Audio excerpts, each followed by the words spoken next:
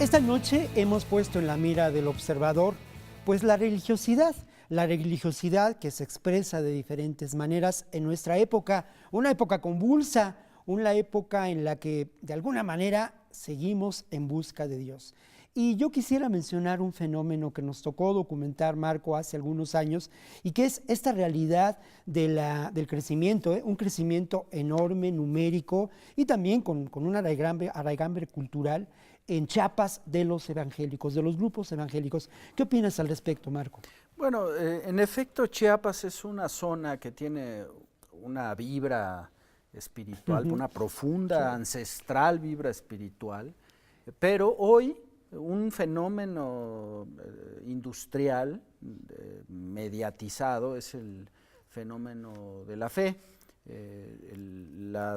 Estas religiones neoevangélicas y de la fe y la prosperidad y todas estas nuevas expresiones religiosas, en muchos casos, son como las olimpiadas, es decir, de un fenómeno religioso, cultural, político, transitan hacia un fenómeno industrial de explotación de la fe.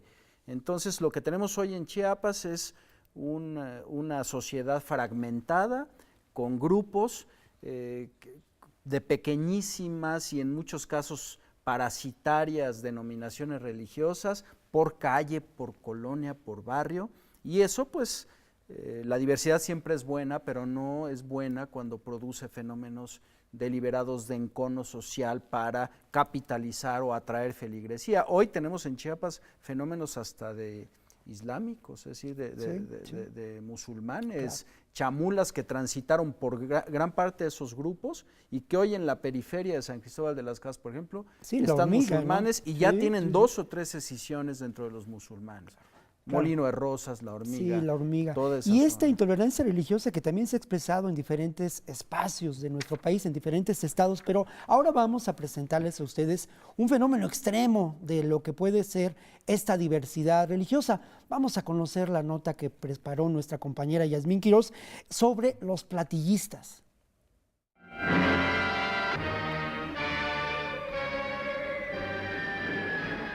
En busca de un mundo perfecto, los creyentes platillistas surgen durante la posguerra al quedar demostrado que el hombre es capaz de autodestruirse y es un ser terrible y mezquino.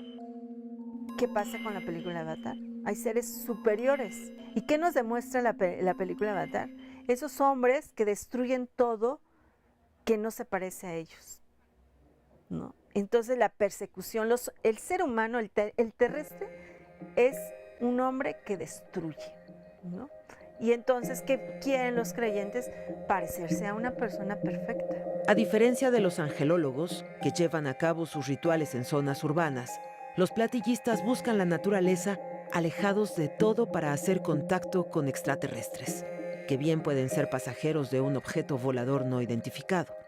Su tecnología no es de este mundo y los contactados pueden describir a estos seres perfectos. Grandes, perfectos, pero como los elfos, con orejas, puntiagudas, un ojo, ¿no? Desde afuera puede decir que sea absurdo, pero él está consciente que la perfección del ser humano puede ser tener un solo ojo, porque ese ojo te puede tener más visión que tener 2. Los contactados son seres que están aprendiendo a vivir en su cotidianidad, ¿no? Vivir con estos seres contaminados como somos los terrestres, porque ellos ya están purificados, y tratar de purificar alrededor de ellos. Un mundo dentro de otro.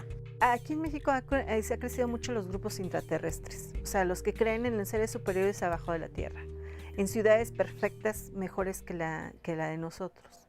Y esos son los platillistas ecologistas, que también existen.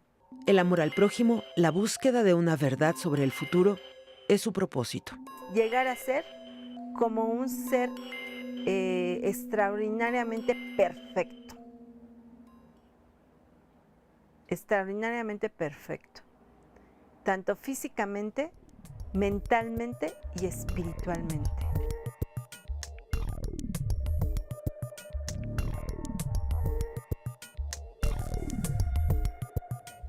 Bueno, la búsqueda de la perfección, en otras palabras, la búsqueda también de la santidad.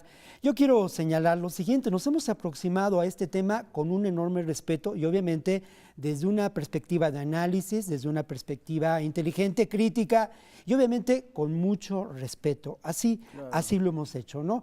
Y bueno, yo quisiera mencionar lo siguiente que tiene que ver con lo que acabamos de ver. Resulta que estas nuevas expresiones de la fe, estas expresiones de la religiosidad, Tecnoespirituales. tecnoespirituales, tienen un carácter sincrético propio de nuestra cultura, ¿no? Y son terriblemente seductoras. Son terriblemente seductoras y yo creo que la razón, mi querido Marco, es que tienen que ver con que ofrecen posibilidades, alternativas de vida. Todos en algún momento dado nos hemos encontrado absolutamente desesperados y aquí está, a lo mejor viene un ser de otro planeta y nos dice cómo hacerle, ¿no? Para salir adelante con nuestros problemas. Y hablando de eso, de lo que ofrecen estas expresiones, hay una teología de la prosperidad. Vamos a ver de qué se trata, qué aborda esta teología de la prosperidad. La teología de la prosperidad es antagónica a la teología de la liberación. Es como romper con las ideas de que Cristo era pobre y que el reino de los cielos solo es para los pobres. Toma metáforas que vienen de la Biblia, la reproducción de los panes y los peces, etcétera, ¿no? Y también el vino. La corriente doctrinaria de la teología de la prosperidad encontró a la mayoría de sus seguidores en Estados Unidos, aunque en México el ejemplo más claro lo tenemos en los Legionarios de Cristo. Uno de ellos es Marcial Maciel, antes de todos los escándalos, que aparecía como un líder de la clase alta, de la alta burguesía mexicana, pero no y de ciertos sectores del mundo, pero no cualquiera, sino que de los que están en la lista de Forbes, o el mismo Onésimo Cepeda. La teología de la prosperidad sostiene que Dios devuelve a manos llenas lo que se da en forma desinteresada. Solo existe una condición: tu mano derecha no debe conocer lo que hace tu mano izquierda, porque la soberbia desafía a Dios.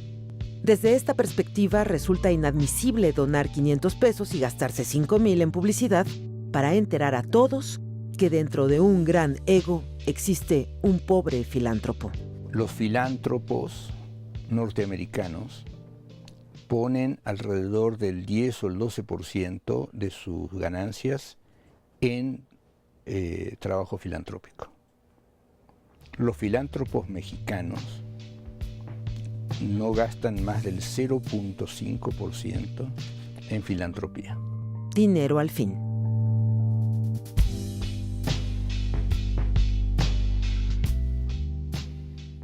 Bueno, cuando hablamos de la Iglesia Católica, hablamos de una iglesia que sin duda se encuentra en crisis y hay que reconocerlo, ¿no? Es así, no podemos negarlo. Pero también es cierto que esta iglesia es igual, es una iglesia enormemente diversa.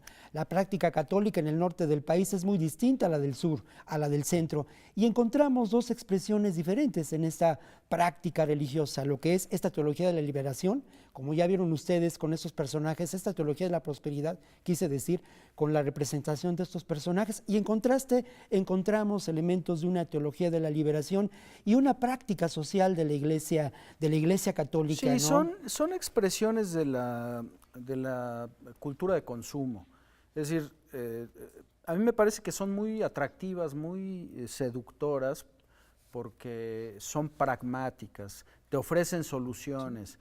Tú vas, creo que si ves a una persona con sotana que te habla de las ventajas del más allá, y eso espiritualmente es absolutamente válido y atractivo, pero si alguien te está diciendo Dios se expresa en dinero, Dios se expresa en prosperidad, Dios se expresa en bonanza, me parece que es absolutamente atrayente.